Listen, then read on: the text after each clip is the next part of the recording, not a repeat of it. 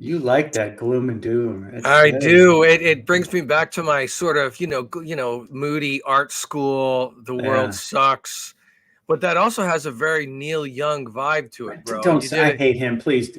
really. He's a I'm douche. not a fan, but bro, that sounds a He's a little like it. douche. I He know. is a douche. I hate that. It does sound like him, but he's a douche. But the song is good. The intro is good. It's a little more. It's dark and it's serious and it's apropos for the continuation of the troubling week that you and Wait, I have had. do you want to go back to the dark background, or do you want to stick with the Dark, standard? dark background. Okay, all right. Dark Near Days the of end, Pond. you know what? Near the end, switch it to the light to change a turn of vibe and Yeah. to make things better.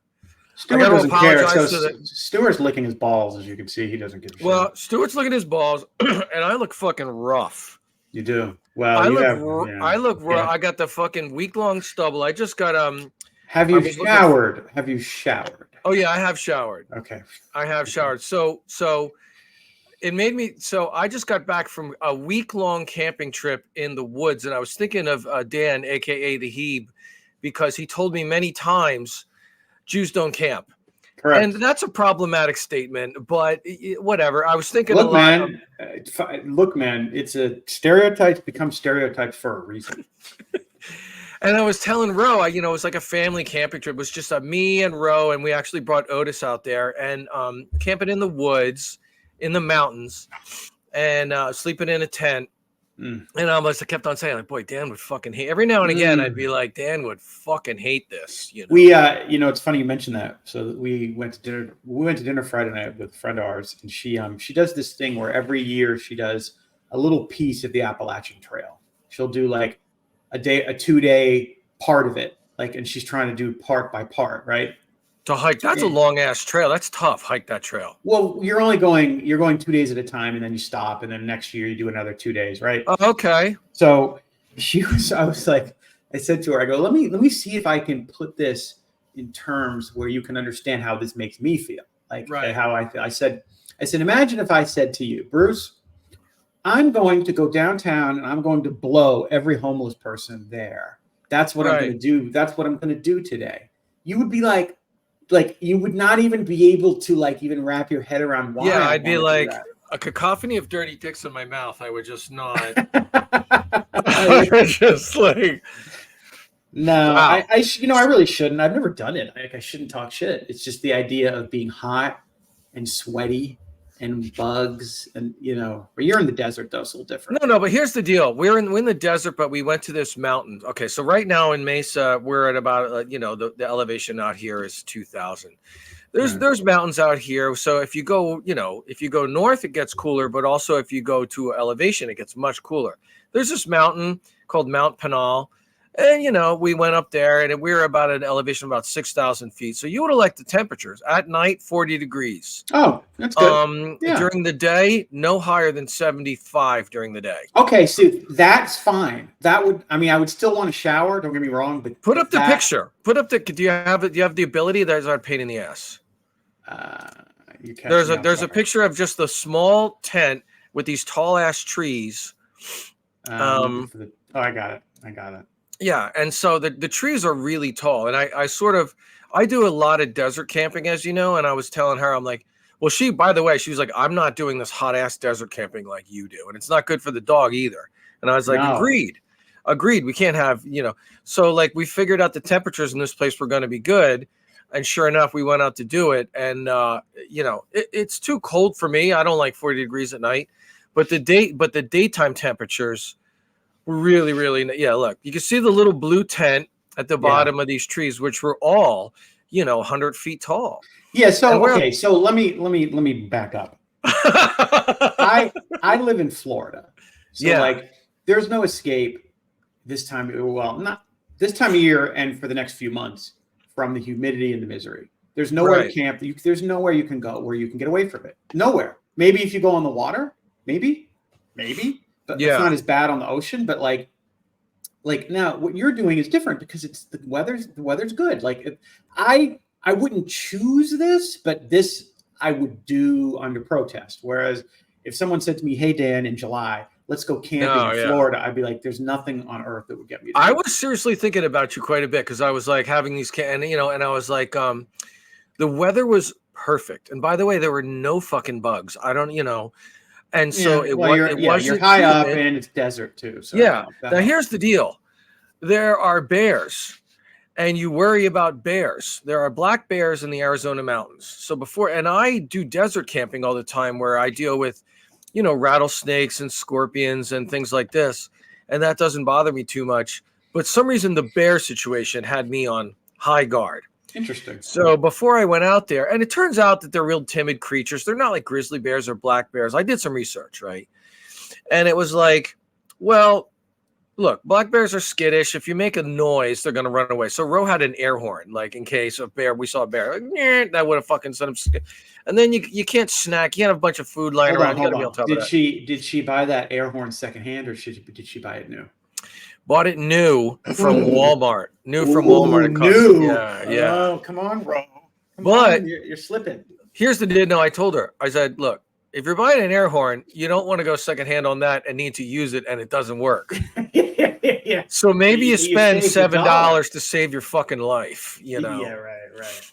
But it was a lot of fun. And, I was out there and we stayed out there for a whole fucking week, and there wasn't a whole hell of a lot to do, but that was the point. We brought hammocks and just lying around, just, cooked, just fucking hot dogs on sticks and roasted marshmallows and just fucking, didn't do a whole hell of a lot. It was good, but it segues into. Let's do it. Okay. Okay, so hold on. Let's set this up. Oh no. When last we left this story. Yeah, please do a recap for the audience and catch them up. Yeah, because you're too close to it. So I'm gonna do it. When last we left this story, Bruce had his beloved vehicle, had the transmission died. He spent $6,000 on a new one. Oh God. Gets the car, it still doesn't work, but it's intermittent. And no one can make it. No one seems to be able to replicate it during the short, brief stints that they test it. Yeah. So the mechanic that he hired is like, hey, man, it seems fine. And you're like, well, I don't want to take it back. I know it'll fail again. And this is not like the stereo failing. This is big shit. Like you're in traffic. It's like safety issues. And it dies in the intersection with oncoming traffic. Correct. And so the mechanic wants you. He wants to handle you. He wants to take care of you, but he also wants to handle you. And the mechanic is like, okay, well, let's call the dealer and see if we can get them on board to take responsibility for this alleged bad part. Right. And so you take the car and you get the same story. It's fine. This car's perfect. Nothing wrong with it, buddy. And so Bruce intelligently says, okay, there's nothing wrong with it. I guess you'll buy it from me for full blue book, right? And right. Yeah. And so Bruce gets them to agree to give him $5,000, in which case he's only out $1,000, which in the end of, in the grand scheme, no big deal. And I'm happy and I head off camping. And he's done. He's like, okay, they're going to mail me a check. I've signed over the title. I signed the odometer disclosure. I signed all the I can go camping and just not worry about it anymore. I'm done. And then guess what? Ding, ding, hello. Dan. And then I'll have you pick it up. All right. Thanks for the recap. So basically when we were going camping, driving a week ago, drive out to the woods, I was feeling good. This whole issue was resolved and I was able to have a good time. And you know how it is. I don't want to ruin the vacation for Ro too. Like that wouldn't be good relationship wise either. You can't help because my problem becomes her problem. You know what I mean? Yeah, I know, but you and I, that's our cross to bear in life. We can't help it. We don't want to do it, but we can't. So anyway, we're driving out camping and I'm like, this is great. So a day or two passes or whatever. Now, I got real shitty phone reception out there, real shitty. It's like 1 bar, but I have to hike to this top of this hill about 500 feet away just to get 2 bars or whatever. So I'm in the tent or whatever, and we're just chilling outside, and the phone rings, which is odd because it shouldn't get.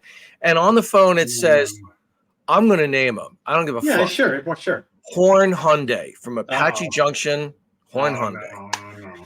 And it says, and I pick up the phone, and Ro's like, don't answer it. And I click it. And I answer it, right? Because I got a sinking feeling I know what this is. And sure enough, so this phone call, it was the worst thing that could ever happen to a person. Yeah. I mean, it was the worst thing. So the phone call, and I'm out there having a good time. The phone call, and the guy, he goes, "Hi, is this Mr. Boyd?"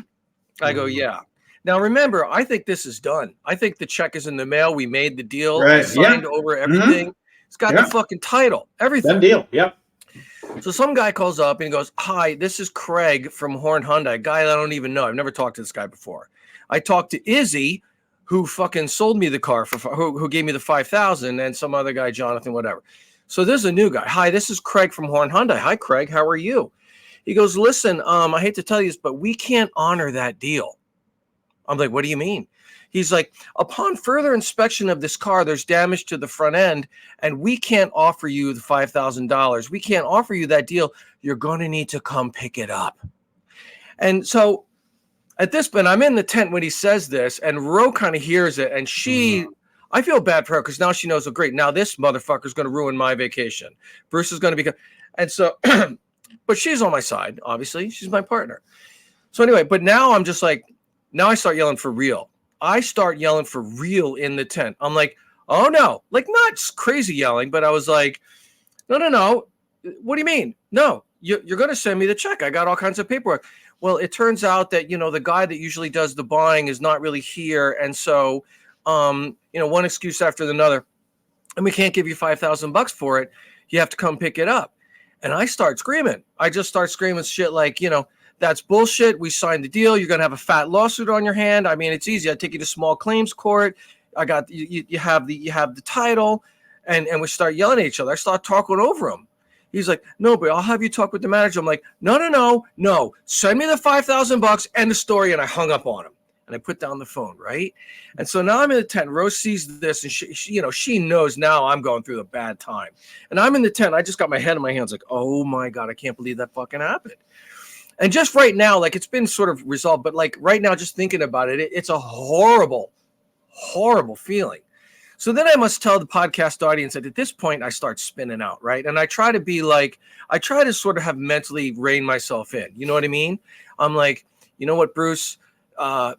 Worst case scenario, this thing's $5,000. You lose it." And I talked to Dan. Dan's like my life coach, right? I talked to Dan like earlier, like, "Oh, this is just $5,000. There are bigger things in life. Dan loses 5, 20K, 10K all the time. No big deal. Cost of doing business. He's an adult. Time for me to be an adult, even though I'm older. Whatever." So I'm like, I'm trying to think like, it's $5,000, but like still, it's like I'm furious. No, yeah. You look, man. You can't put this out of your head. I couldn't either. There's no way. No way. You and I are not built that way. We're not. I'm not built that way. How can I just say, "Oh well," and just continue? Okay, I'll worry about it when I get back. Camping trip is ruined. Ruined. Camping trip is ruined at this point. Done. And I'm just struggling to now relationship wise, like don't let it fuck up. Like I got enough bad shit going on. I don't need a relationship problem making her upset, which is like, I totally get. Like if roles had been reversed, I don't fuck, you know what I mean? Like, so I'm like, okay, hold it together, Bruce. And I'm using all my fucking willpower to just hold it together. I take a little walk in the woods. I'm like, bro, I just gotta go walk in the woods. And I rein it in and I try to tell myself like, okay, whatever. So then I call Dan, my friend Dan here. And I'm like, "Dan, I need some advice. I need to I don't know what to fucking do here. Right." So I wind up calling my friend Dan here in the woods. And Dan had real good advice. You know what I mean? He sort of talked me through and he calmed me down. And he's like, "Look," and it's funny, by the way, I'm doing this. Dan's 5 years younger than me. But in a lot of way, I feel like Dan's like son that he never had because I was thinking about this earlier today because of growing up in a band and like, I'm going to use a word, but it's not a slur. It has to do with an adjective. My sort of upbringing as to an adult has been sort of retarded because of me being in a band so many years. I haven't done like real adult shit like this in a while. You know what I mean? Like I don't do my taxes. Ro does my taxes. I don't know how to deal with shit like this. So I called Dan. I'm like, "Dan, I don't know what to do." And Dan's like, "Look," Dan talks me through several things. And he's like, "Look, you're going to have to call back the first mechanic who you give $6,000 to, who like you got to send it back to him somehow." And I'm like, "You know what? You're right."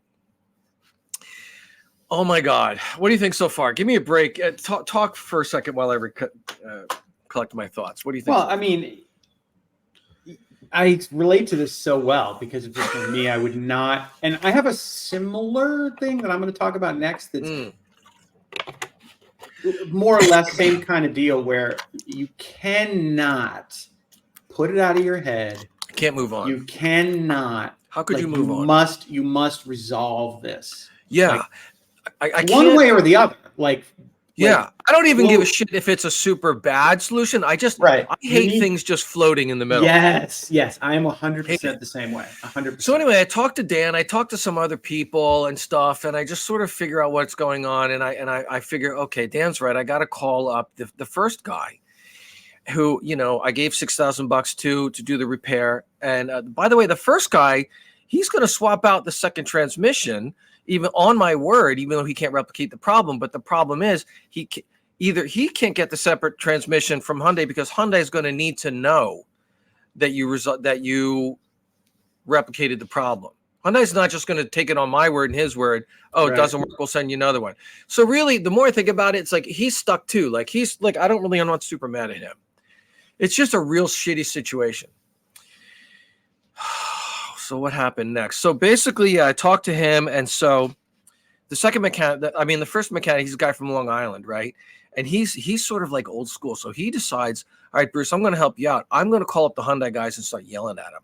So he calls up the Hyundai guys a couple days later and starts yelling at him, like, I'm going to come down there and break your kneecaps type of shit. Like mob, seriously, like mob type of shit, right? And so we did a little good cop, bad cop, because that guy called up Hyundai and started screaming at him, you got to make it right.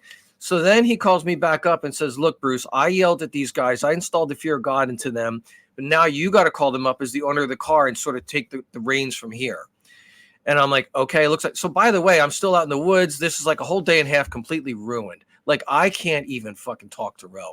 I'm trying to just like hold it together. But really, I'm just lying in the cot, fucking walking around. Yeah, no, I get it. So like it's a mess. So then I call back up and I get the guy on the phone from Horn Hyundai. And it becomes very, very apparent that someone fucked up over there and that their service department doesn't talk with their sales department at all.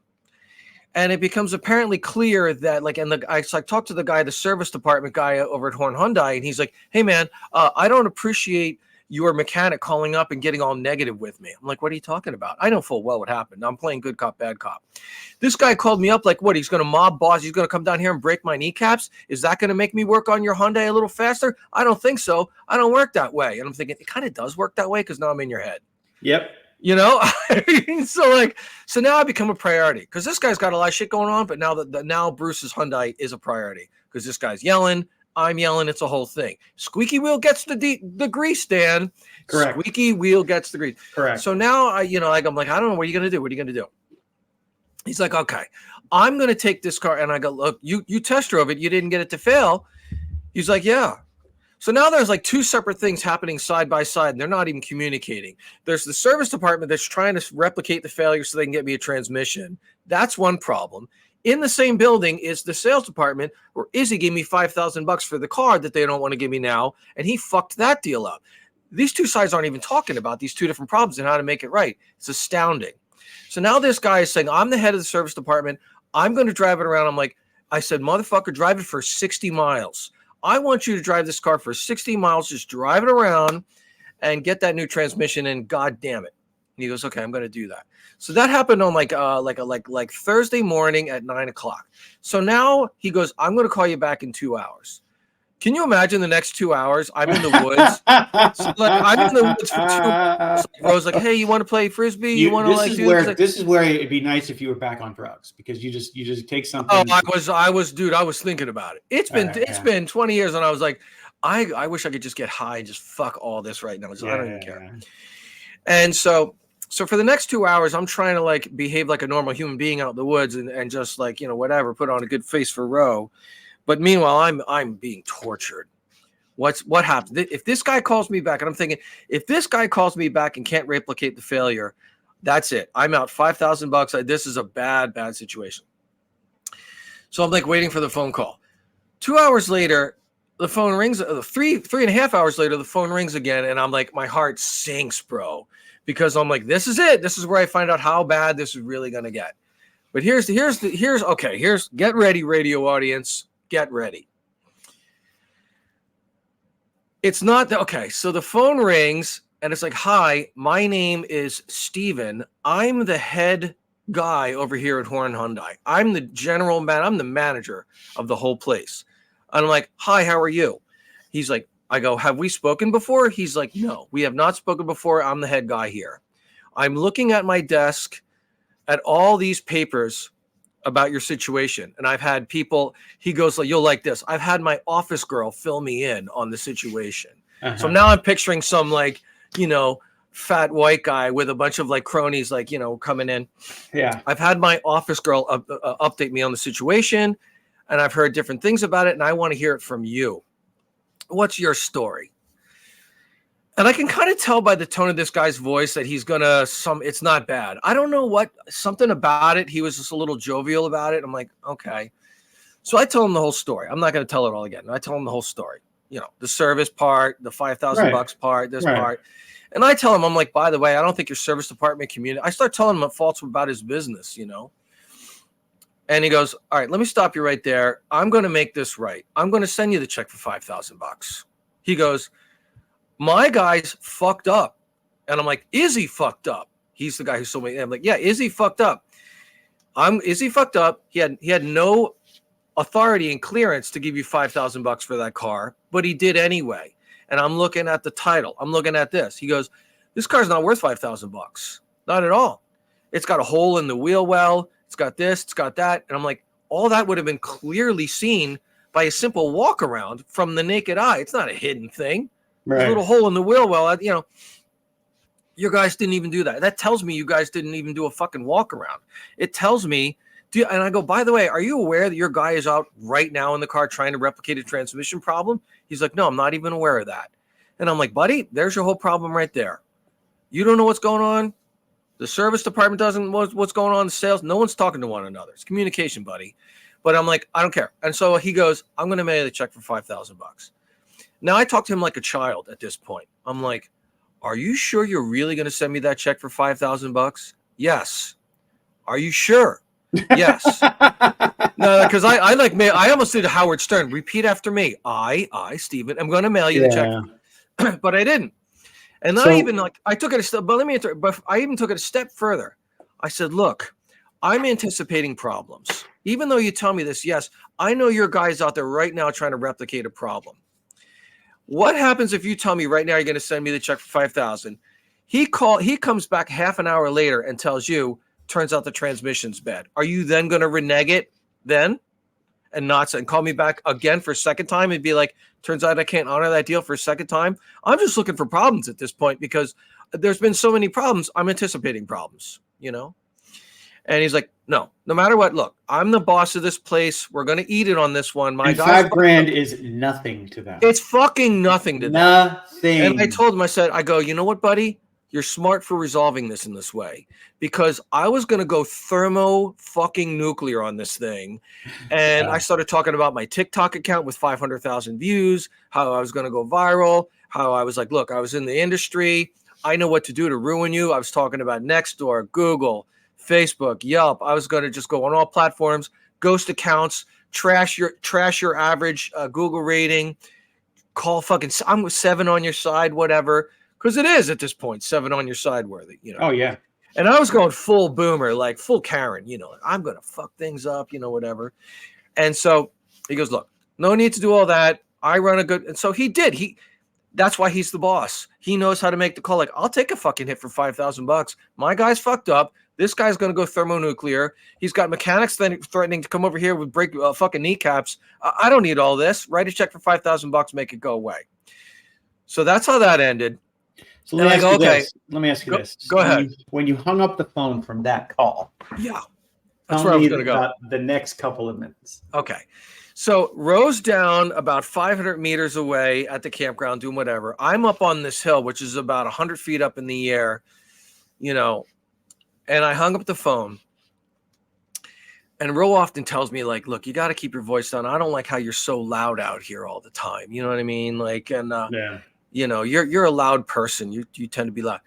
I hung up the phone and I let loose a blood-curdling fucking howl of just like, fuck yeah! And like, woo! And I must have went on for 5 fucking minutes making all kinds of celebratory noises.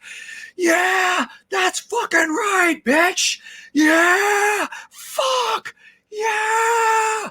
Now, it's 80% over. I gotta believe that this guy's gonna send me the check. Yeah, I'm 90% sure this guy's gonna send me the check. It's gonna take. He goes, it's gonna take 7 to 10 business days. I'm like, I was in business. I know how that is. That's fine. It's not the end of the world.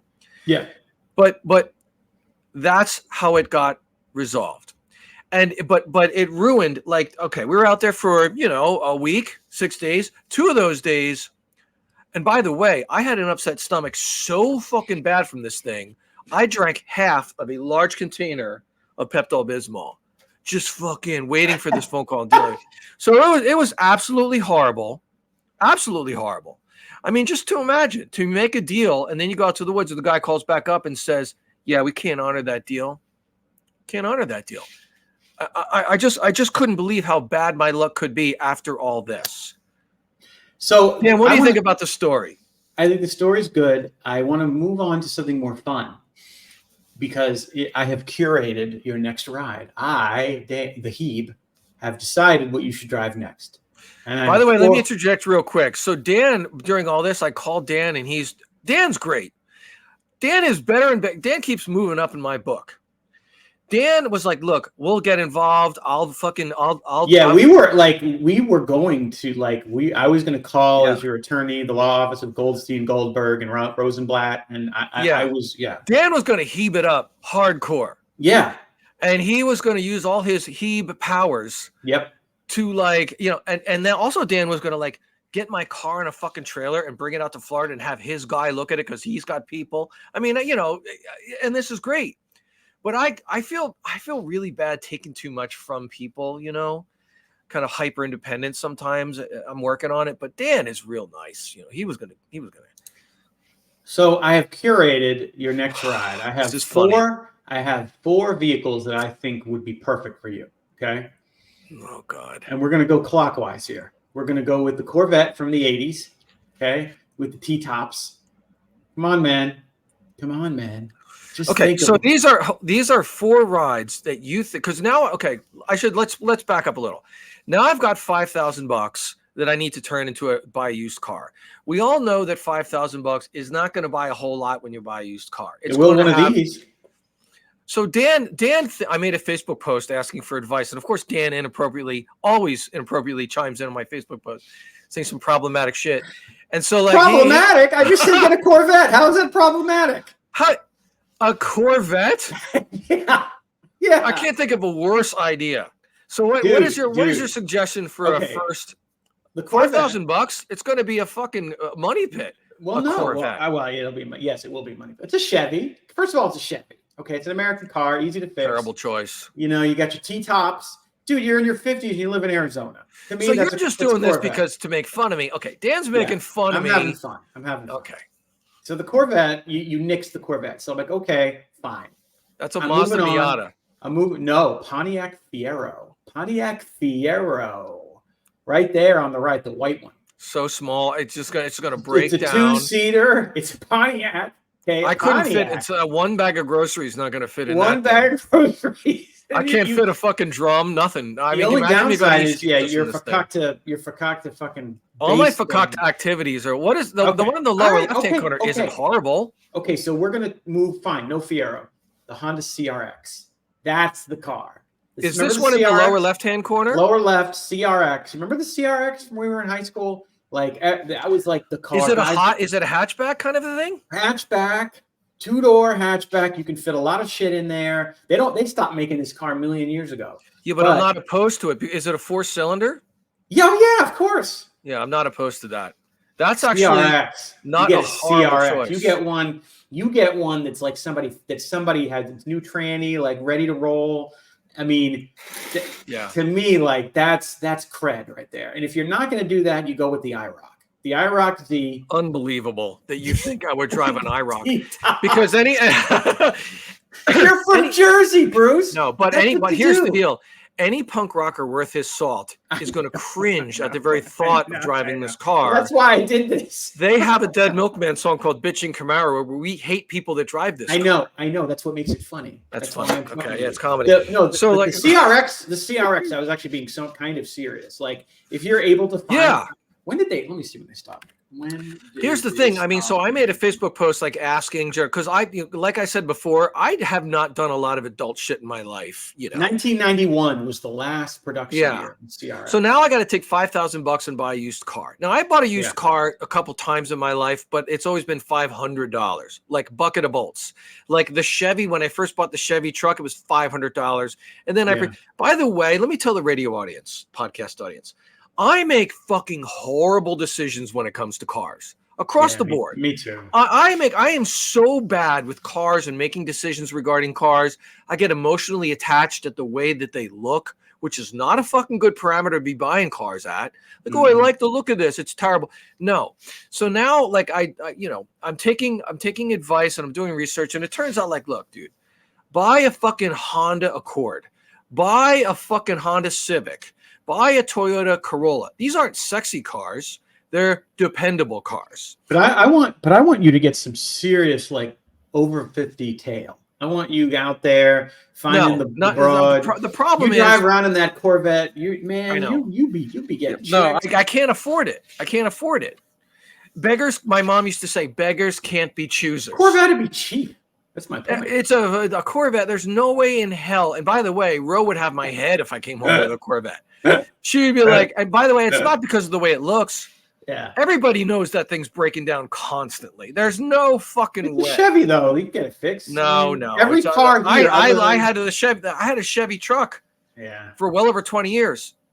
That thing, I must have put $40,000 in it. Well, what I will do for you is I'll talk to my car guy who knows this shit, and I'll say to him, look, I got a buddy. Is he on Facebook? He's probably not on Facebook because he's young. I think he is. Because he does a lot on Marketplace buying and selling. Okay, good. So I'm going to send him his link. I'm going to friend him on Facebook. I really am. Because I want him to look at that last post that I made where I posted like, hey, I'm looking for a car. This is what I want. This is what You're going to want me being your go-between. Why? Is there something going on with this guy? No, there is. I don't think you two would hit it off. Let's put it that way. Okay, that's fair enough. That's all. But he's very, very good at what he does. And that's fine. And he's a nice kid. Yeah. And I'm going to tell him this, and I'm going to say, because he's the kind of guy that he can find. He's really good at this. Like he'll find some guy selling something cheaper than it should be, and he grabs it and then he fixes it up and resells. I know guys like this. It's an amazing skill that guys like this have, where they can just like acquire a car, somehow acquire it, and then like for not much, and then do a couple things to it, and then they essentially flip it and make money and turn out a good used car for a person. Yeah, that's kind of what he does. He does that with cars and with golf carts, believe it or not. And I'm gonna tell him your situation, and I'm gonna see what he would say. I'm looking at like I was looking at Honda Fit. Look, I don't like the look. Here's the deal.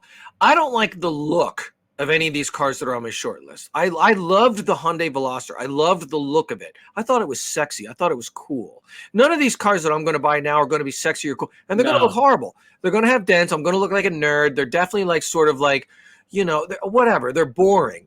I'm not a boring person. I'm going to have a boring car. But here's what I'm going to wind up doing, Dan, and I thought about this already.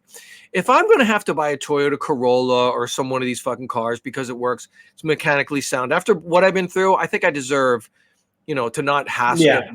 I will tell you that I will absolutely, and I already plan to, paint and decorate this car myself.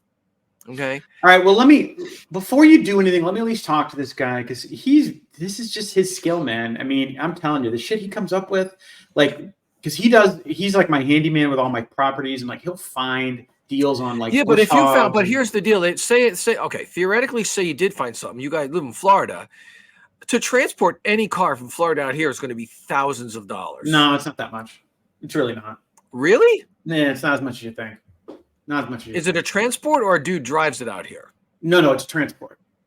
I mean, it's not as much. I'm look, I know you the deal with auto transporting is it really depends on your time frame. If you don't give a fuck and you don't have a set date, you can get it done cheap. Now, if you're like, I need it out here the 3rd of April, then it's fucking expensive. But because I had all these things like sort of planned, like when this thing happened, you know me, I've got all these fakakta events that are sort of all lined up, and they're sort of fakakta, but they also are like pushing my art thing as a brand. It's marketing. You know, there's these things that I do to sort of push me in my artist business. And I had all these events that I was going to do. Like there was going to be something on Memorial Day weekend. I was going to go up Flagstaff and do live painting at a fucking festival. And then I was going to go to East Jesus again in June. So when this whole thing happened, I cleared my calendar. I said, dude, all this stuff is off the table. It's done. I'm landlocked, home alone for the next 3 months. But if I get this check, which I will, and if I go ahead and buy a car within the next, couple weeks, I should be back up in the road again. Let me ask you a question. Do you drive stick? Do you drive stick? I do, but I don't like it. Like I can do it easily. Okay. You might. Do you drive stick? Do you like it? Kara taught me when I was 30. But yes. Here's the problem with stick, and it's a dumb reason, but look, you like to multitask, bro. You can't drive and have a cup of coffee with a stick. You can't. So the only reason I'm asking you this is that my 82-year-old uncle, who I rent a house to, is getting ready to move up north to be closer to his family, and he has a pristine Kia something or other sedan. It's like a 2017. It's got really low miles, and it's a stick. But it's a Kia too. That's one of these red flag brands that I've been working. But the thing is, it's only got like fucking 30,000 miles on it, maybe less. Yeah. So, and I know I could get that car for you cheap. But I don't know. I don't know if he's planning to take it. I haven't asked him. But he's 82, so who knows? Yeah, I've been like, so now I'm entering the world of, I'm on Craigslist and Facebook Marketplace, which I don't fuck with too much, and I am scared of this world. I mean, I know you're gonna help me. I'll talk to my guy later today, and I'll have him keep an eye and see what he thinks. Because isn't it scary to buy? Because I was thinking about this. It's scary to buy something on Facebook Marketplace like a car, because how does that work? You show up. You test drive the car, and I'm not a mechanic, so I'm just going to test drive the car and be like, "Yep, I mean it works, looks good." Then I'm going to open up the hood and look at it. Can you imagine that moment? Yeah, well, that's what I'm saying. That's why you need. If you're not going to go to a dealer, you need help, and so. So some people are thinking when you go to look and do this, you got to bring a mechanic with you, and I've seen that as a thing that people are suggesting, like bring a mechanic with you. Goyim. So let me talk to my guy. Anyway, I want to move on, but let me talk to my guy. I'm sorry for talking too much. Yeah, let me talk to my guy because I have my own little nightmarish week to discuss. No, by the way, I am sorry for talking too much on that. No, the Carmageddon's good. Like that is a grade A. That's a grade A story. So, I want to transition to my week because can I just read to the radio audience what it says? So Dan just put up a graphic, and the title says Heeb's Nightmare Real Estate Follies Volume 1. It's got a picture of a baseball guys playing, and then it's got an icon of a phone with over 5,000 unanswered phone calls. So what is going on? So, all right. I'm selling my house, my personal home. Yeah. And I live here. And in order to show it to potential buyers, it requires a lot of bullshit. I got to move the pigs around. I got to cover up the snake cages. I got to get the dogs out of the house. I got to spruce up all kinds of stuff. Yeah. So when I initially was going to list the house, there's a guy in town I really respect, full-time agent, and I was going to hire him. But a guy who used to work for me, who was a friend, known him a long time, wanted the listing and I know him. And he lives nearby, and he said, "Hey, let me do it." I remember this part of the story. Because I'll do it cheap. I said, "Okay." Yeah. I said, "Listen, man, you're busy. You got 4 kids. You coach baseball during the day, and then you took a second coaching gig in the afternoon. Yeah. And this isn't like listing my rental houses that are empty. This is a lot of work because I remember this. Yeah. You got to deal with me. You got to deal with answering the phone. It's hard to get them on the phone. Yeah. Like rule number 1 in real estate, you got to answer the phone. Yeah. So anyway, against my better judgment, I said, okay, fine. Okay. So sure enough, within 30 days of that occurrence, we had a bunch of stuff happen, and it led to the what you see on the right with the 5,000 missed messages, right? That's like you couldn't get hold of him. I eventually just said, enough is enough. This is miserable. I can never reach you to get information I need. And I said, and I wasn't mean. I wasn't a dick. I didn't cuss at him. I didn't complain. I wasn't like that. I'm like, listen, I need you to just withdraw it. I'm going to listen with someone else. And he blew up. And listen, but hey, here's the thing. I'm selling everything. So I said, look, I have another one we're going to be listing in another week that's over near where you live, and you can list that because it's empty and it's easy and it's fine. Right. And I'm trying to be as magnanimous as I can. Trying to throw him a bone. He goes nuclear on me. Oh, nuclear. damn. So I'm like, okay, that's how it's going to be. So he pitches. He has a complete hissy fit. He has a tantrum. He screams and yells, and you're fuck you, but this, that, and the other. So he says, fine, I'm going to remove the thing. I'm going to withdraw the listen. Okay. And so I just went radio silent. Like, okay, he agreed to do it. Yeah. So, and you were supposed to meet up with him last Thursday and have face-to-face, and you were worried it was we never had a face-to-face because, see, here's the thing with me. I don't really have a temper, and I don't tend to get overly emotional. Yeah. And like, I can be done. my friendship with him is done after that. I'm not sure. Done. But good for you. I mean, good. But at the same time, this one that we're listing, this other one, this rental house, he is part owner. He found this unit. He's the one who, it was owned by this old lady who went into like a retirement home, and he got the whole shtick and got the whole story and put it all together. You gotta respect that. And so fair is fair. Yeah, I'm not that guy. I'm not. It's like how I like Ted Nugent's music, but I don't like Ted Nugent. Right. It's like that. Like, I can dislike you and think that you're horrible at this job. You have that ability that myself and others do not. Got it. So it's fine. It's business. Yeah. Fine. So I say fine. And then we go our separate ways. He still hasn't listed that. I mean, he's supposed to have it on the market today. He still hasn't. See, now this is new information for me. I was up to this point in the story is what I knew. So he's supposed to have, anyway, I'm not going to get into the next week. I'll know more about that. He was supposed to have this on the market yesterday. It didn't go on the market. Right. Dogs. He, who knows why? Probably because he's coaching, right? Because coaching, doing that is not like the shit you and I do for fun. Like, we can stop what we're doing and answer the phone. Like, if you're painting or if I'm writing code or playing guitar, I can stop it and answer the phone. He can't do that. Anyway, let's fast forward. So I hire the agent that I originally was going to hire. Really, really good agent. Very, very gay, which is what you want in residential real estate. Hold on. I hired the agent that I wanted. Really, really gay, which is what you want.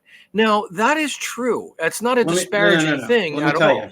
In residential real estate is a woman's game. It is.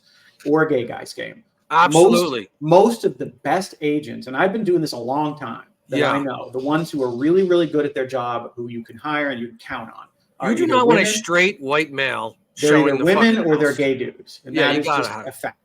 So this guy, I really respect him. He's really good at what he does.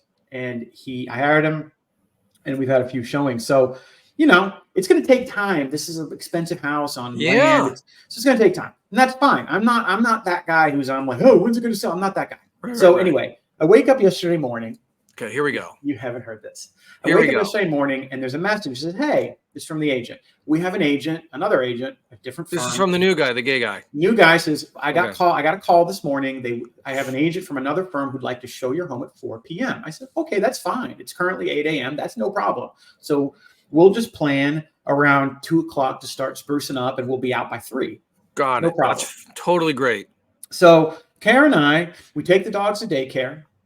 And we're home, we're doing our thing, we're sprucing up, and I'm in the other room. I don't know what I was doing, but I hear some ruckus. It's 1:45 p.m. Oh. I hear a ruckus. And at the door is the middle picture is stock photos. Those are not real people. The left picture is the real picture of the agent. This is the agent. She shows up at 1:45. Now listen, let me tell you something. I know my situation. Can I interrupt? Hold on. So you had the gay guy who's your real estate agent say another agent wants to show it, and you told the gay guy that'll be at 4, and so he's kind of like the in between. That's how this works. Right, because they also help each other out. The other agent calls my agent and says, "Hey, I have a buyer. They're interested in this home. Can we go see it today?" But you would assume that the gay dude told this lady it's at 4 o'clock. Well, she asked for 4 o'clock. So we all knew it was 4 o'clock. Everybody knew it was 4 o'clock. 1:45, she knocks on the door. Is that So, family at the doors? No, Bruce. She didn't knock on the door. She opened the door. Oh, no. And bear in mind, I have a gate. And you have to have a code to get into the gate. So she had the Which code. The dogs, the gate. of course, what they all do. Oh, you're in real estate. If the dogs had been there, they would have been on them. Would have been out. They would have run out and then get. Is that family? The middle picture is of a family with children. Were they there too? Yes. Oh, just this shit. Let me. This is really bad. Dealing and you're showing property. There's kinds of property. Show one occupied. If someone living in them, you need an appointment. And then there's ones that are vacant, and you can go anytime because there's no one living in them. This is this woman knew this house was occupied. If this was 20 minutes early, I wouldn't have said a word. I would have been a little annoyed, but it's fine. Oh this my is God. Over 2 hours. Oh. And she opens the door and starts walking in. And my wife's there. She's like, why are you So hold on. Here? She thinks that the house is empty? No, she knows it's not. Of course she knows that's not. Even worse. Oh my God. So what? I'm like, no, it gets better, man. It gets better. So Kara says to her, hey, I thought we had a showing at 4. She goes, well, yeah, we're running early. Oh, running. Oh my God. I would have gone nuts, dude. So you don't want to go too nuts because what if these are the buyers? What if these are, I'm waiting for that one buyer, the one who wants my kind of house. And you never know. Yeah. So I don't want to piss them off. So Kara says, give us 15 minutes. We'll get out. Because you always want to get out. You do not want to be there when they're looking at it. 100%. So, okay. Even I know that. So Kara says to me, I can't believe they're fucking here. I go, that's insane. I text my agent. I go, what in the fuck? And he's like, yeah, she should have called me. Like that's just basic etiquette. If you're going to be more than 30 minutes early, you call and you make sure it's okay. Right? This is she's horrible, dude. All right. No. She's worse than horrible. So she's shocked that we're upset. First of all, she doesn't understand. Really? And then, it gets better. So Kara starts scrambling to get ready. I have to move Wilbur, the pig, from the back to the front pasture so they can go out back and look.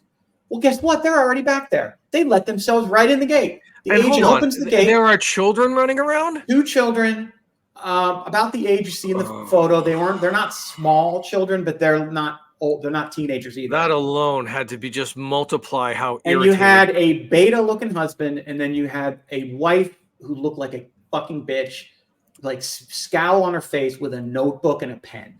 Okay, taking notes. So. Okay, I say listen, man, here's my fucking problem. I am incapable of hiding what I really think. Yeah, I know you are. You would have smiled and be like, hey, you're totally cool going back there, but can you wait until I get the pig out? And you would have done it with a smile. Yeah. I can't do that. I say, what did you do? I say, where's the agent? Agent raised her hand. I go, you're here 2 hours early. I need to get this pig out of here. Don't be going in my backyard without me getting it ready, getting the pig out, because Wilbur's weird. Like, he won't bite, but he might like freak out or tusk. But you said it like that within earshot of the family. Yes, of course. Good for you. It's fucking rude. So unbelievable, dude. She's clearly annoyed with me at this point. She doesn't apologize. She says, well, we can leave. Basically, like passive aggressive threatening. Like, fuck you, yeah. In retrospect, if I had known now what I did not know then, I would have said, yes, please leave. Right? Yeah. But you thought, so there was a possibility still. They never know. Buy it. You got to get Wilbur. I move Wilbur to the back. I throw in, hey, we rescue potbelly pigs. I tell the family we rescue potbelly pigs, so it makes me look like a nice guy. I take the pig. I put him away. I go back in. I grab Kara. We get in the car and we go. Bruce, these people were in and out of here in 5 fucking minutes after that. 5 minutes. What does that tell you? That tells me that they weren't that interested in the house to begin with. Correct. And that this chick, that this agent is wasting your time, their time, everybody's time. Wasting my. So it's really, really difficult, right? Because I don't want my time wasted, but I also don't want to say no to a potential actual buyer. The problem with my house is that it's very, very nice. It's on a lot of land. It's unique, though. In a very nice area. Yeah. But it's unique in one way. It's only a 3-bedroom house. And most of these uptight, rich dicks in this area, they ain't gonna buy a 3-bedroom house unless. I thought of something though. Can I interrupt? So, are you in the least bit? Of course, everything has to do with this real estate agent is a complete fucking monster. Like she's the problem. But on some level, can you be a little bit irritated with the original real estate agent, the gay dude who handed it over to her, and be like, "Hey, man, pick your people, pick your friends wisely." Like, what? No, it doesn't work. It doesn't work that way. Doesn't work that way. No, you have, so in this market, this is a small market, you have like about 2,000 realtors, something like that. And okay. And so he doesn't know who he's sending over there. He doesn't know this woman. Okay. The way this works is she works for a particular firm. Let's call it ABC Realty. Oh, the firms work together. I get it. And she'll have some buyer say to her, "Hey, I'd like to see that house." And so she calls my agent and says, "Hey, we would like to see your listing at 4 p.m." Yeah. And he then checks with me to make sure it's okay. I say yes, and that's that. And the way it's supposed to work is that she's not going to use the code on the gate or the key, because the key is available in a lockbox, unless it's absolutely permitted and we give her permission at a specific time. Now, if she's 20 minutes early, that's fine. That's one thing. This is over 2 hours. This is a big difference. So is it a communication problem, much like my car, or is this just her just going off the rails and going rogue? She's an incompetent dipshit. Yeah. Because and she didn't even apologize. That's the part. It's not like, oh my God. Well, let's go ahead, remove the bar from her eyes, and let's all see who she is, and drop the name, and let's fucking go to the thermonuclear. I don't want to do that. But so I said to Kara, it's Horn Hyundai.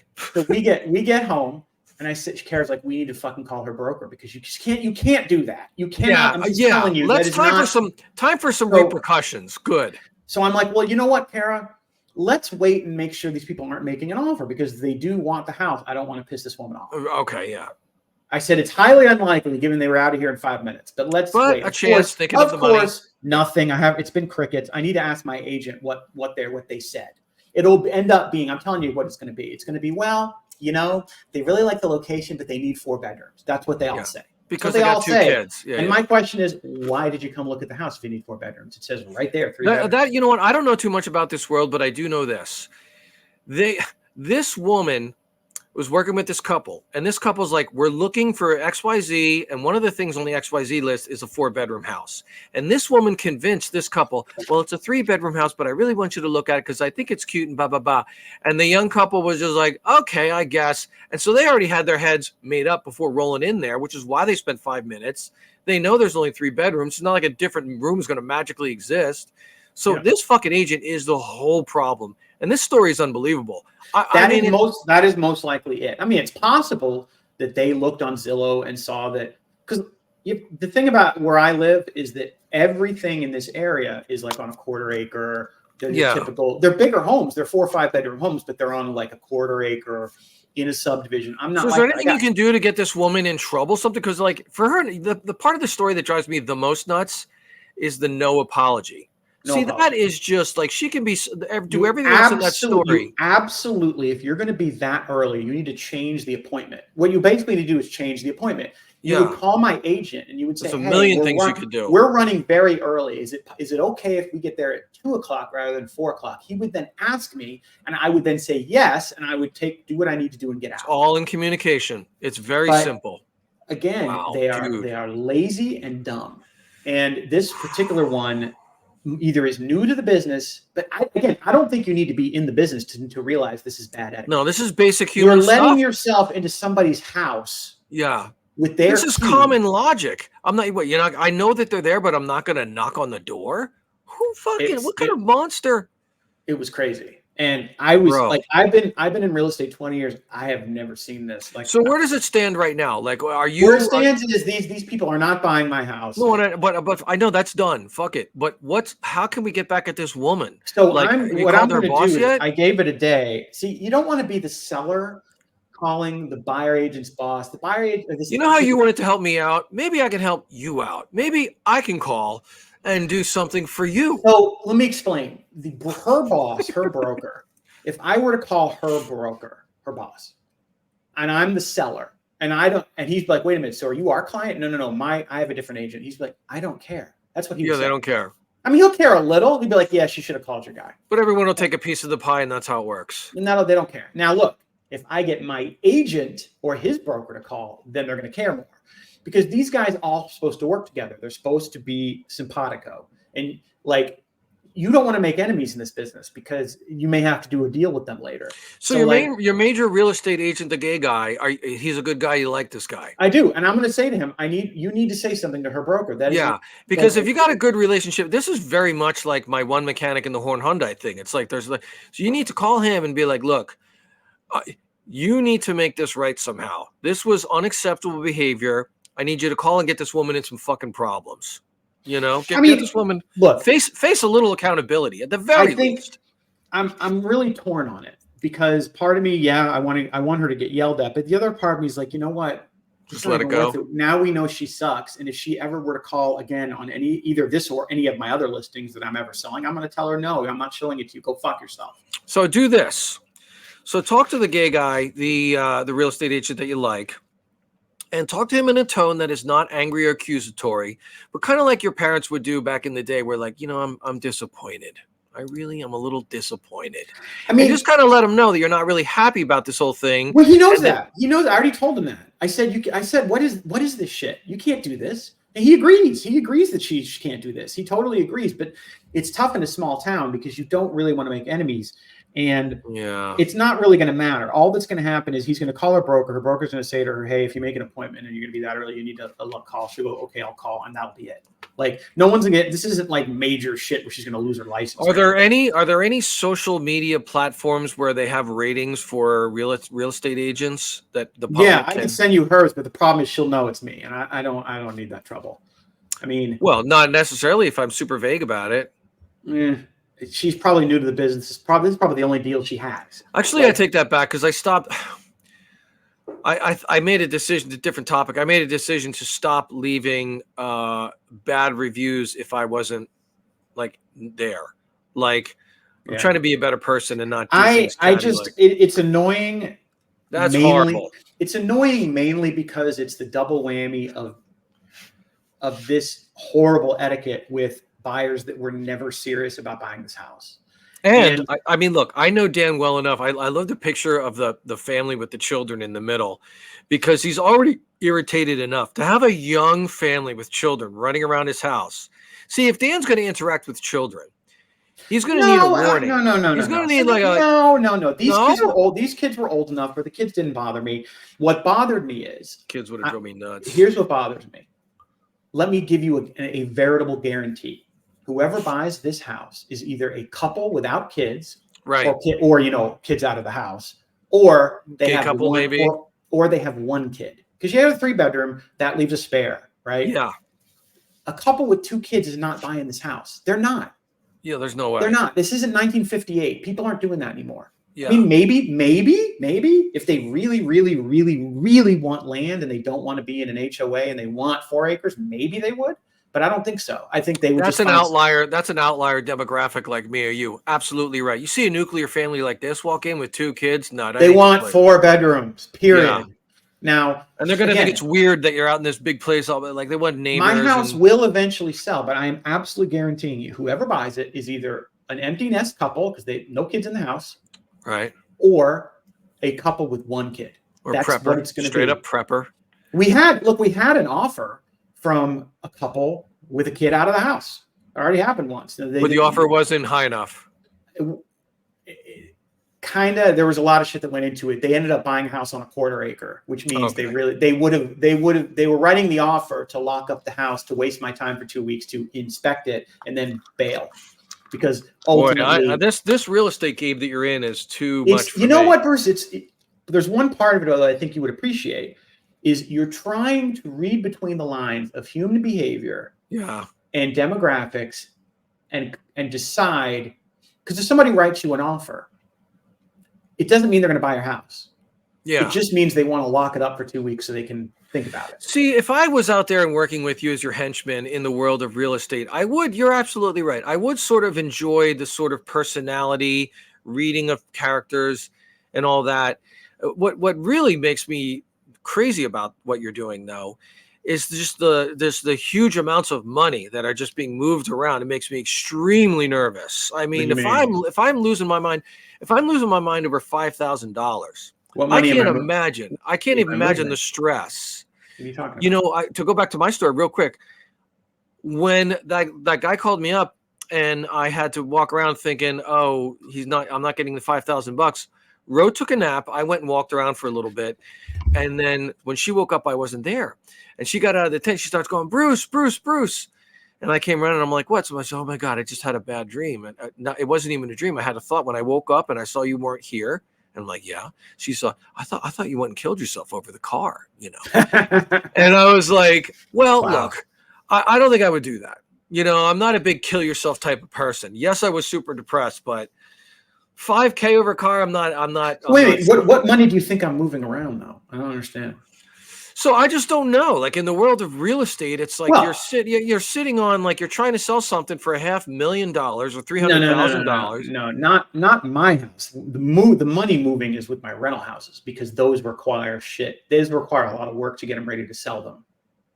And so, well, if they require, I mean, yeah. And so those repairs, and you got to do the carpet and whatever, do the air. Like, what if you have a place that's like it needs a new air conditioning unit? That's $30K. Get that done. No, these guys 30. show up. What are you talking at $30K? Dude, what do I know about it? I don't know. $30K. I had one house that we had to basically re-side it, new wood siding, and I had to do a new electrical box, and that in grand total was like $7,500. And I will never see that money. Our roof here cost if insurance hadn't covered it, this roof would have cost $15K.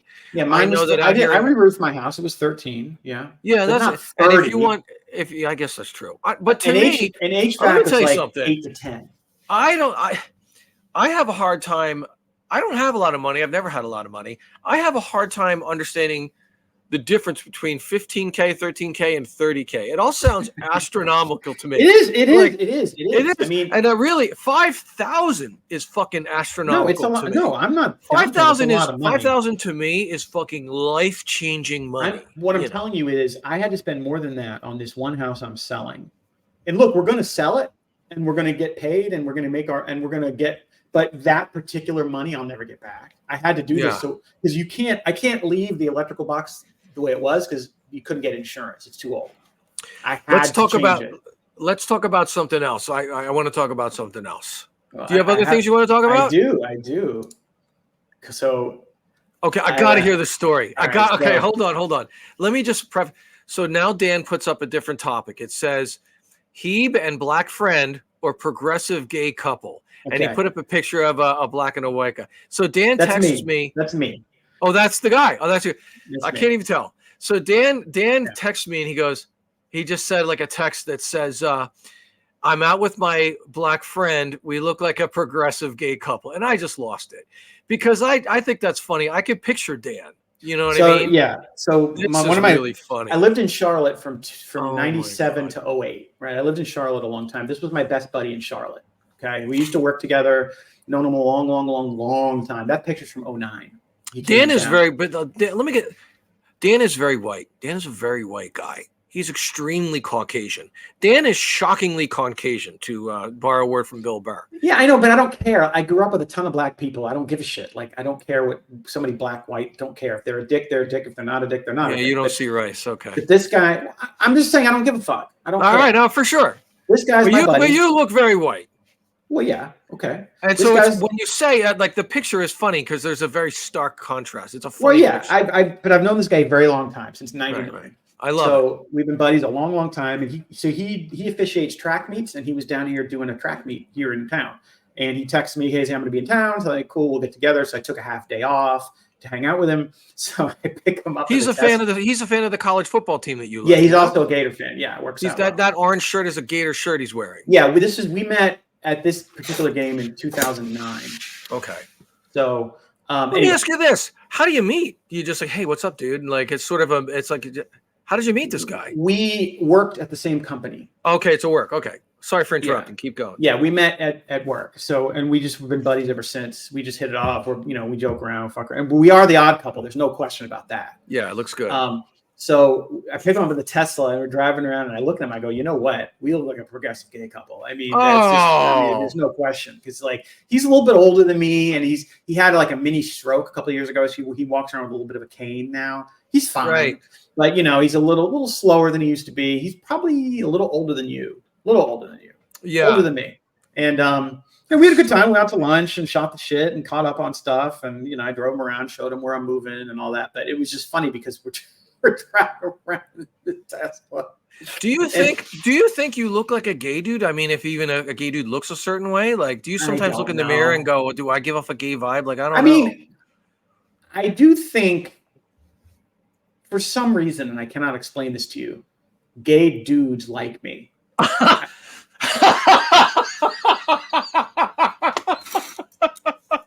Well, let me expound on that. I have never in my life been hit on by a woman, but I have been hit on by a guy. Oh, that's great. So I can't explain why. Maybe it's kind of like, I don't like camping and I'm into skincare and all that. But it could you keep yourself in good shape. You got the shaved bald head, the glasses. Right. You look well put together. Like, look at you and me and you right now. Like, right now, any gay dude on this planet is going to look at me and go, that's a straight guy. Because I look like I just crawled out from behind a dumpster, right? Yeah, I'm extremely unshaved. My hair's fucked up. I'm all red and splotchy and patchy. Like, I'm fucked up. You look well put together. You got a skincare routine and everything. Wow. And so this guy is like a little bit older and has a cane. So he can be like, a lot of times gay couples, there's a guy that's like sort of like a lot younger, and maybe the older guy's taking care of you financially, and you're driving around in a Tesla and you look like a progressive gay couple. What did he say when you said that we look like? No, he laughed. Yeah. I mean, we had a good time because we were reminiscing about when we were kids. Because I told you I grew up with a lot of black people in a very heavily black area, and when I went to school, like public school, especially like middle school, that was back in the Jerry curl days.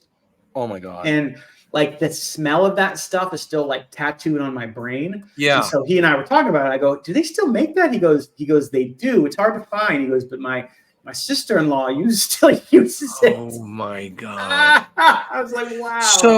So wait a minute. This guy's probably really cool because if he's hanging out with you, he's got to have that sort of good sense of humor to be dealing with all this shit. No, that's true. If you're hanging out with me, you got to be able to laugh. You got to have a good self-effacing sort of like sense of humor and just be able to laugh at yourself. And the whole race thing, and just bring it out in the open because it is funny when they see the two guys.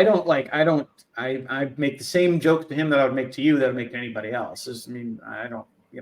What about when you said on the text you brought him in the office and say, "Hey, look at my black friend"? What happened? Oh no. So it was Friday or Thursday, and I brought Kara her lunch because I do that when she works sometimes. So I pull up, and her boss, the owner of her clinic, the vet, is Jamaican. And so the vet's walking in, and the vet's cool. She's got a sense of humor. So I go to the vet. I go, hey, come meet my black friend. And she comes over. She looks at me like I'm crazy. And I go, so I look at Calvin, my buddy. I go, so she's Jamaican. Does that count? And he goes, yeah. Oh, man. It was. That's really funny. Look, you're showing the picture.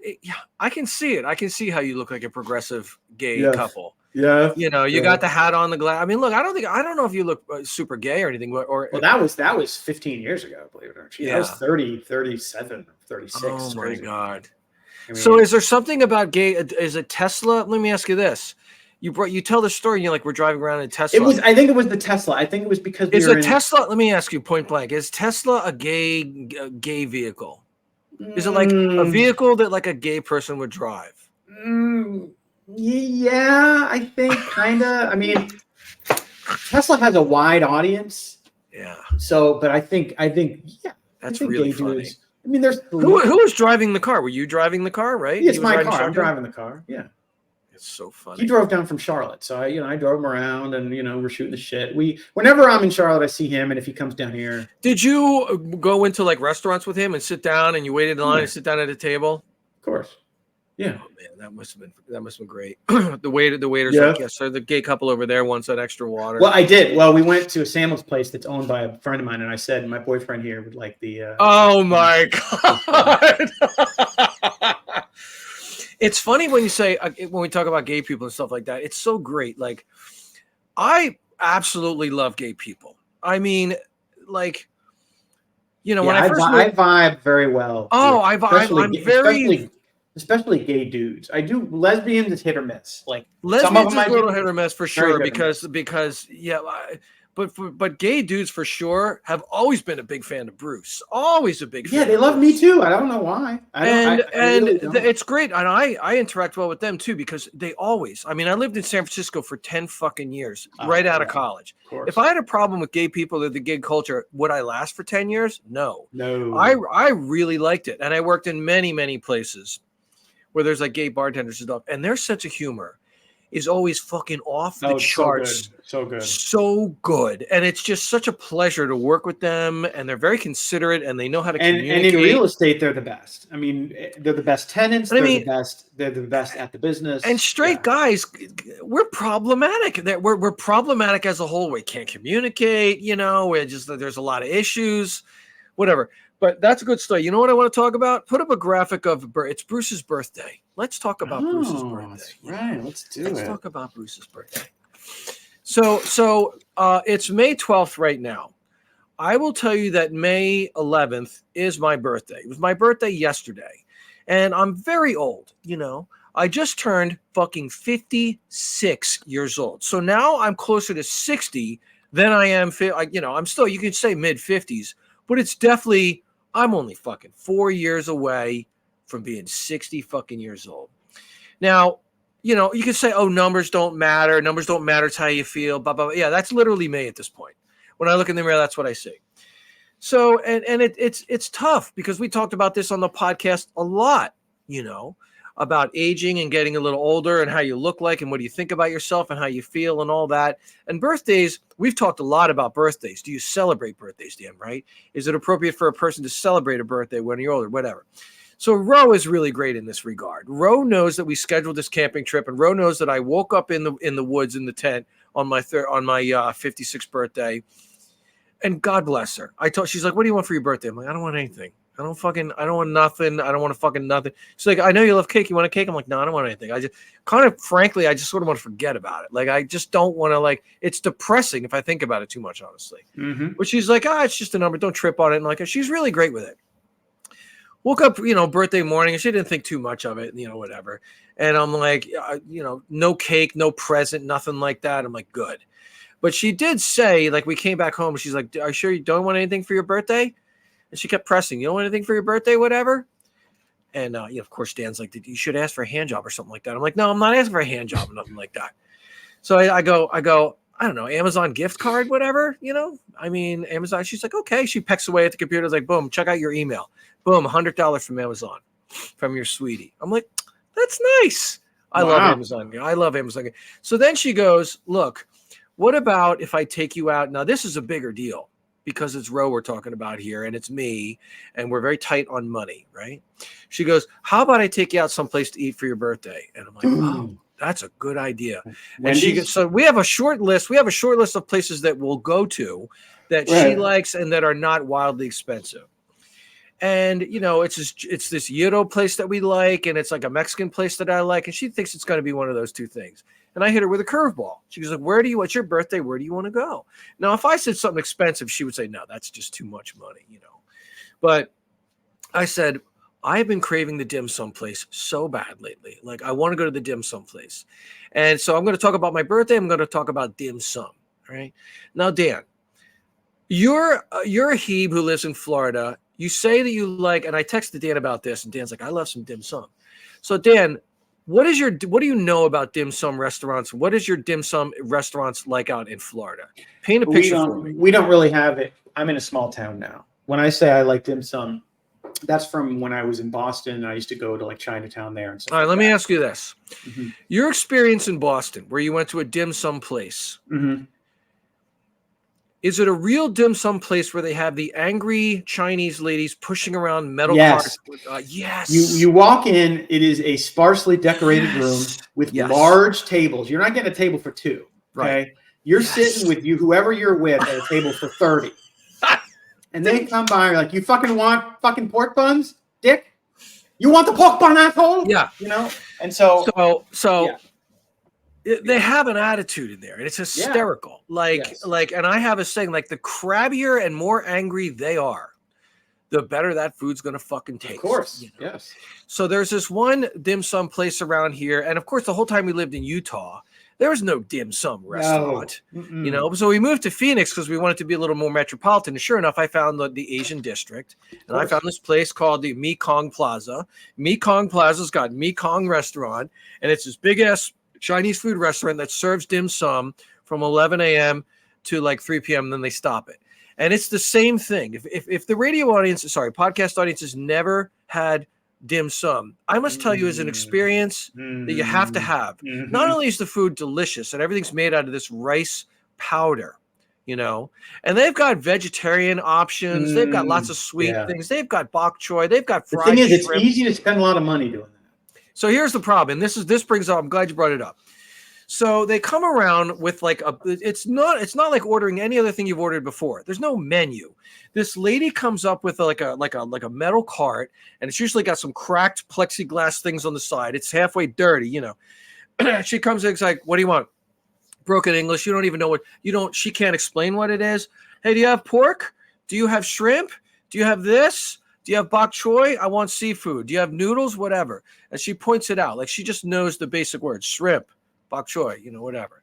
And you point. So they give you a little plate with like 3 or 4 items on it, and they put it down if that's what you want. And then she takes out what looks like a bingo card, Dan, and like a stamp.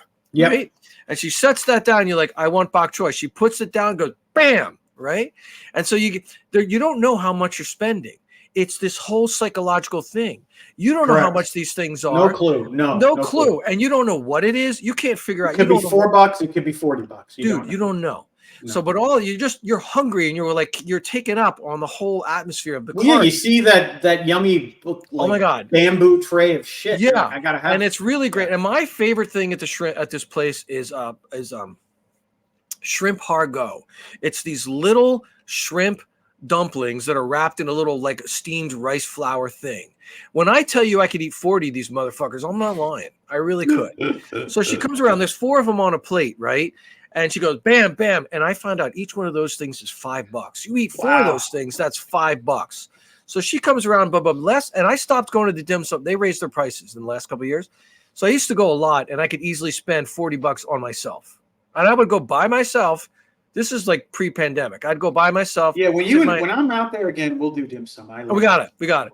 So like now when I go with Ro tomorrow, we're going tomorrow. Because you don't want to get dim sum on a Sunday. That's a rookie move. It's way too fucking crowded in there. Yeah, You're going to be waiting forever. So going tomorrow, and I told her, I'm like, look, I want to go to dim sum. She's nice. She's like, absolutely. I'm like, are you aware I'm gonna eat $50 worth of food? Like, I'm gonna be a total, you know. There's a Hawaiian word she uses to call me. She's gonna be a blala. A blala is a word to you, huh? Is that like a chazer? No, a blala is a disparaging term for a big fat sort of Hawaiian guy with a huge belly. Like so I know some Hawaiian words now and some Philippine words, and she's like, yeah, you're gonna be a total blala. So I'm gonna be a blala tomorrow, and I'm just gonna order plate after plate of fucking tempura shrimp, and I am moving away from pork. I know how you feel about that. So I am starting to move away from pork. And I go hard on seafood though, dude. And hard on seafood. I love shrimp. So I'm going to be ordering like these bean balls that are sesame bean balls that have like a sweet bean paste inside. Those things are called jinduis. I'll down at least fucking 8 of those fucking things. And I'll probably have about 25 dumplings of the shrimp dumplings. And the bok choy and the noodles. And it's going to be, so I'm really looking forward to that tomorrow. We're going to have dim sum, and it's going to be the ladies with the carts. And if your dim sum restaurant doesn't have angry Chinese ladies pulling around these little metal carts, yeah, you don't want to go there. You don't want to go there. And the different carts have like one of them seafood, and the other one, this is more of like a dessert tray. And it's got these things called like Chinese donuts, I call them. Like, it's going to all be fucking good. It's all fucking fried, and it's fucking good. And then after that's done, right across there, it's in this Chinese plaza, and they have like boba tea. Now, do you know about boba drinks? Boba teas? Of course. Yeah, of course. You like the boba. I love the boba tea. And so it's like they make a fruit smoothie with like, they'll do like a sort of like an apricot, guava, sort of taro, fucking, and they just like they add it's so good. And it's expensive as fuck. It's $9 for one of these drinks. Ooh. Ro and I used to go all the time. Then they raised their prices. Like, no more. We're not doing that anymore. So she's going to drop a pretty penny. Inflation's really hit you pretty good, huh? Like you're not doing the dim sum, you're not doing the boba. No. So when I was in business working at A1 Garage, I learned all these funny business terms, and one of them is called the pain funnel and the pain point. Are you aware of these business terms? They're great. No. We're gonna guide the customer down the pain funnel, right? So and then we can overcome the pain point and get them in. It's all this fucking horrible sales. So they give you bad news and slowly ways to deliver bad news because it's unpleasant. You got to spend thousands of dollars. That's guiding you down the pain funnel, right? And then they got to get you over the pain point, which is the point where normally the person's going to say, no, I'm not doing this anymore. They want you to pull the trigger. So I'm going down the pain funnel, the dim sum. I don't like this, whatever. And the pain point is, let's just fucking go. It's your birthday. It's going to be $50, whatever. So, and it's horrible, but like, yeah, I'm willingly ready to go down the pain funnel tomorrow because I just want to eat dim sum. I'm jealous because I'm telling you, like, let me Google it. I don't think we even have one. Really? Come on, man. It's a small town, man. Maybe you know what the thing is, they're going to be down in Miami, won't they? Like, if there's a dim sum place. Oh, of course, but that's 5 hours away, Bruce. I mean, because Dan, talk about this. Isn't there an innate connection between your people's tribe and Chinese food? Shouldn't there be a strong connection? Of course. The Jews love Chinese food, but the problem is, actually, you got to have dim sum, and it's going to be easy to figure out. If you look on Google Maps and you pull it up and you hit the fucking icon, there's going to be photos that come up, and guaranteed, one of the first couple photos they're going to have is going to have the carts. So what you'll get is you'll get a Chinese restaurant dim sum menu available. It's not the same thing. That sucks. They make it back there and they bring it to you on a plate. All we have is dim sum. That's what I want. Yeah. Like from 11 to 2 or whatever. It's a dim sum restaurant and there's carts and you eat. By the way, there's no ordering and waiting for the food. It's immediate. You sit down, they descend upon you. You say, I want that, and they hand it to you. Yeah. I love how rude they are too. And I know it's a cultural thing because I'm with an Asian partner and it's just so great, but I just find it so entertaining because the crabby Asian woman will come over and she'll be like, what you want? I hate to do the accent. She's going to be like, what do you want? And then I tell her what I want, whatever. And then I always like be a problem. I'm like, can I get the Chinese? Can you also give me the Chinese mustard sauce? I want the Chinese mustard sauce and the chili paste on the little thing on the side. No. And she rolls her eyes because it's annoying that she has to go do that, right? And I always do that now. And so when I do it, one time, you know what she said? I'm like, can I get the Chinese? She goes, yeah, later. She literally said, yeah, later. And it was so rude. And she walked away and I looked at Ro and I had just this joy. I'm like, this food's going to be so good. Did you see how rude and dismissive that was?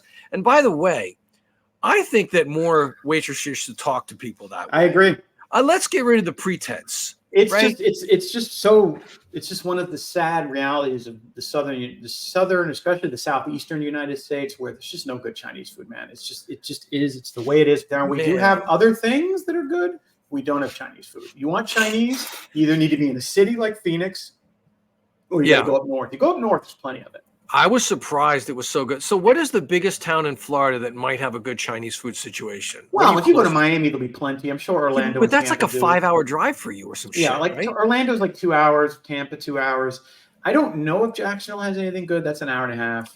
Yeah, dude. I don't know. That's not giving good Chinese food vibes. Like you're going to need a bunch of old Jewish people to really warrant the need. No, there's not. No, we do have. You can get good Indian food here. I like Indian food. Do you eat? Because that's vegetarian straight up. No, they have chicken. Really? Yeah. All the Indian places out here. I mean, I love Indian food, but boy, it seems to go so bad. Like I've had so many violent stomach aches from Indian. Yeah, it can happen. You gotta know where you're going. You gotta know what you're doing. Yeah. So we've covered a lot of things. Yes, covered a lot of ground today. As the progressive gay couple with his black friend, and me running through that, and you with the horrible fucking. That's a horrible story, man. Yeah, it bothered me all night, dude. It's one of those things where I wish I had just told her, no, please leave. We can't. Isn't it weird how because in the end, those people aren't buying this fucking. The minute I saw those two kids, I should have known. Isn't it weird how like we make certain decisions through the day, and then usually it always happens to me in the shower the next day. I have the most revelations in the shower. I'm in the shower the next day, and I think I should have told that person to fuck right off. Yeah. There's a lot of things like second thought. It's tough, man. I mean, you got to tread carefully as a seller. You don't want to piss people off. But like in retrospect, the minute I saw two kids, I should have known this is not our buyer. Bye, leave, please. And you could open the door and been like, this is how I would have done. I mean, I'm not as smooth as you. I probably would have done this. And like you're smart to think about the money. I would have not if they show up that early and just walked in the house. Okay, so if I had opened the door and instead of a family Kara opened the door. Instead of a family with 2 kids, if I saw just a couple, like an older couple, it's like 40s, 50s, then I'm like, okay, this could be the guy, right? I'm waiting for the guy. The guy. Yeah. My buyer is going to see this house and then be like, this is the one, because there's not another one like this. There's not on 4 acres. But I would have been illogically taken aback by the it was hard. It really is hard because I can't wrap my head around the idea that you're not apologetic and that you would even do this. She should be groveling with apologies. That you would show up and just not even say, I mean, I just don't get it. Like, just call my agent. Here's how I would have gone down. Here's how I would have gone. Is there someone here? I walk over there. Excuse me, are you the real estate agent? Yeah, we're running early. Yeah, you're her, right? Hi, we're running early. Excuse me, what is your name?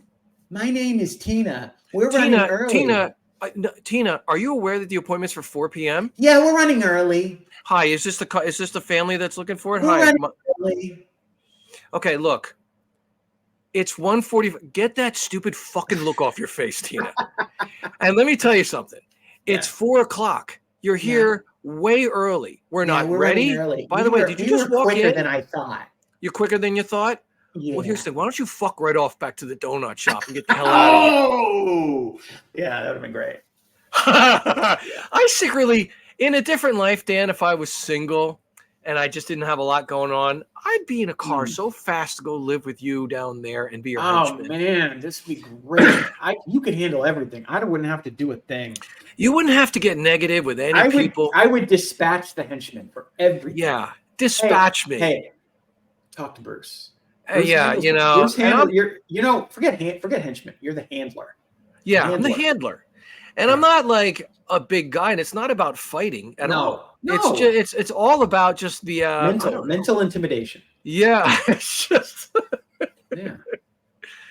No, I'm telling you, and it's funny because usually I'm the fucking scatterbrained dipshit, and my wife is usually the level-headed one. Yeah. And even she was like, we should have told them to fucking leave. I also have to tell the podcast audience that, like, I called Dan when I was having my hard time. I was having my hard time with my car situation, just looking for any kind of advice. And he puts me on speakerphone and Kara's in the car, and I'm like, I didn't think it was bad. I didn't think it was good. I'm like, yeah, this is going to be good. So like you can hear Kara in the background, which is classic, dude. Like, I'm like, Dan, what do I do? They're going to fuck me over $5,000. And she's like, what? That's fucking bullshit. And I'm like, yeah. Right. I'm just like, And then I'm like, now I got to go home and look at I feel like I need to go home and the camping trip is ruined. I need to look at the paperwork. Dan's like, I would never go home. I know what you mean. That's bullshit, Dan. I know that you would go immediately home. If it was you, Dan, she called you. If this was you, Dan, the whole camping trip would be ruined. Bruce is handling it way better. And you would go immediately back to go look at the paperwork. She's right. I can tell you're bored of the podcast. No, she's right. I'm just tired, man. She's right. I know. I'll let you go. You gonna call your mommy? It's Mother's Day. She's dead, Dan. Oh, I didn't know that. I didn't. I mean, I'm confused. You know what? I'm confusing her with your sister. I know you have a sister. Yeah. Your sister's a mother. You're gonna call her? So I don't play that game, Dan. Yeah, no, I'm with you. Here's the thing. I barely interact with my nieces and nephews as it is. I'm kind of a bad uncle. I don't know when their birthday is. Oh, come on, man. I'm shitty. They're probably older now. They're not like fucking aces. Listen, they're adults, dude. I mean, that's the thing. It's like, okay, well, they don't care about Uncle Bruce, and I don't blame them. Yeah. Did I really care about my uncle too much growing up? No. So, like, look, this is a Goy thing from back east, by the way. Terrible family relations. Yeah. I mean, it's just like, and I know I'm bad with it. I'm bad with family. Like, I just am. I am too. I'm trying to do better, at least with my own parents who are both still alive. So they're both still like, my mom died at age 59. Right. So that was a while ago. And so like, that makes me think about shit too. Like, oh fuck, man. Like, what a mental thing to be closing into the age that your mom died. And I'm like, fuck, dude. Yeah, which is why I was talking with Ro and we were talking about like financial plans and stuff. I'm going to start taking money early out of retirement as soon as I fucking can. Yeah. And it's like, and then we had an actual real conversation about like, well, that's a little risky because what if you need it when you're older, whatever. And I'm taking a risk. I'm like, fuck it. Who knows how long? No I way, don't give man. a fuck. If the shit hits the fan, you just come down wherever I Dude, am. We'll put you in I a will. cabana. We'll put you in a cabana. Yeah, and I don't need You know much. what we'll do is we'll keep the RV and leave it. And that way, if the shit hits the fan, Bruce can come live in the RV. And I could just live in the RV and fester away, and it just You'd be like my Kato Kalin, right? And yeah, I'm in the house. Be like the Kato Kalin, and just no. Happy Mother's Day to all the mothers that are out there. I guess that's what you got to say. If it's your sister, if it's your cousin, people that are actually mothers, whatever. I do a thing that I know you'll relate to. This is crazy. So you're a dog dad, right? And you have pigs and dogs and pets.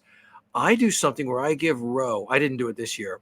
She's gotten Mother Day cards before that I hand make that say Happy Mother's Day from Otis. Yeah, well, I used to do that all the time. We didn't do all it the this time. Year, yeah. I skipped it this year, but and it will have a paw print on it. You know what I mean? Oh my God. So Dan put up a great picture from Mommy Dearest, which is a great old movie. Fantastic. That holy shit. And this is a great movie. And so good. But let me ask you this.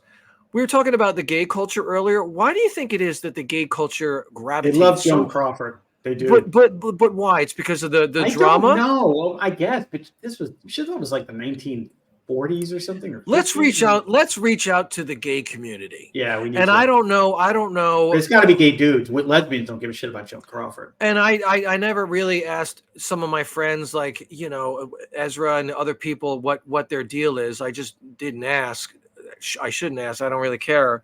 But if the gay community is out there, could give me and Dan some insight. Guys, we want to know why Joan. Why? Because I know across the board that the gay dudes love Joan Crawford like you would not believe. I think it's the drama. I think it's the extreme sort of but I don't know. No, it is a tradition of mine. I don't do anything on Facebook anymore, but I do put a picture of Mommy Dearest up every Mother's Day. That's like my tradition. Yeah, that's a good one. That's a good one. I will call my mother. I will do that. But in terms of how's it going to go? Can you do an impression? How's that going to go? It's going to be like this. If she answers the phone. Yeah, ring. Hello. Hey, Mom. Just giving you a call. It's Mother's Day. Oh, I have stomach issues.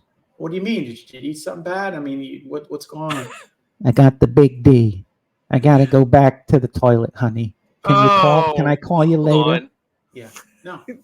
What is the big D? What is that, dump? Diarrhea. And she calls it the big D? The big D. Oh, my God. No, I'll the card thing, I can one up you on that. What we used to do, both of us, is we would buy a card and sign it on behalf of each animal based on what the animal would say. Absolutely. There are little sayings. There are little sayings. We have 100 animals, not 100, but we have, we've never had fewer than 4 at a time. Right. So the card is just tons of signatures and different. Yes. And let me ask you this: you put the pen in a different hand to get a different writing. Maybe yes, a different of course. Pen, yes. Different pen color to signify. Certain animals have better penmanship than others. Yeah, and that also equates to their personality. One animal's more of a distinguished gentleman, probably has an English accent, and he'll have perfect cursive handwriting. Another person's just kind of dumb. Yeah, so we were out last night. I said, hey, I got to stop at CVS. She goes, why? I just got to stop at CVS. Why? No, let me stop at CVS. Why? I'm going to get you a fucking card. Don't get me a card. It's stupid. I'm like, okay. So I didn't get a card. By the way, guess how much a greeting card costs in the store? It's crazy now. It's like $5. Can we talk about this? I just was blown away. It's Dan, $7.50. And that's not for the pop-up ones. That's a piece of paper with it. Everything. $7.50. Inflation is real, and it is crazy to me when I see people on the news it's no big deal. It is a big fucking deal. Right? Oh, it's collapse time. People cannot handle too much of this. Get your Bitcoin, get your gold, get your silver, build. We need to wrap up, but I got to tell you this last thing. Okay. Do you remember there was a house for sale that looked like a castle? It's built of cinder blocks. You sent me a picture. Range. Okay. Yeah, Dan sent me a picture. of a house near his place that was by a gun range, and the place was cool because it looked like a castle. It had the little like notches Turrets, on the top, the whole thing. turrets. And I'm like, Dan's making fun. He's like, oh, you should move here. And it was close to a gun range, and that's why no one would buy it, because all day long, 24 hours, bang, bang, bang. no one's going to buy this house. So it eventually hit the market, and it was a total fixer-upper. It was a shit. Now outside looked fine, but inside it was bad. Needed a lot of work. I actually wrote an offer and didn't get it. Wow. Whoever got it, Bruce, is like it's like your fucking spirit fucking friend, because they fenced this dirt. They perimeter fenced this thing. Yes. With a huge fence. That thing's got to be 6-7 feet tall. Is it chain link or solid block? No, it's like aluminum mixed with wood. It's fuck. I gotta get a picture of this. Like, so it's aluminum mixed with wood. There's no visual sign right in though. You can't get a beat. You can't see the house anymore. Oh, so nice. Like, it's really tall, and it's like wood, aluminum. And it's very cool looking. Very, very like Mad Max looking. Yeah. And I wish I had gotten that house. They're your neighbors? No, these people live. This is like 10 miles away. Oh, well, if they're 10 miles away, is there a way you can meet the guy? Hey, can I check out this house? Like, what's going on? Weird. Like, you don't know me. I just like this house. Yeah. But it's like, I'm telling you, man, this place, man, I remember the inside too.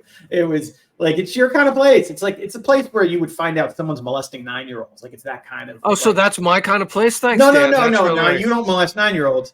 But I just make that clear. It's just when you walk around the interior of it, it feels like something from one of the Saw movies. You know what I mean? I would like that. I would.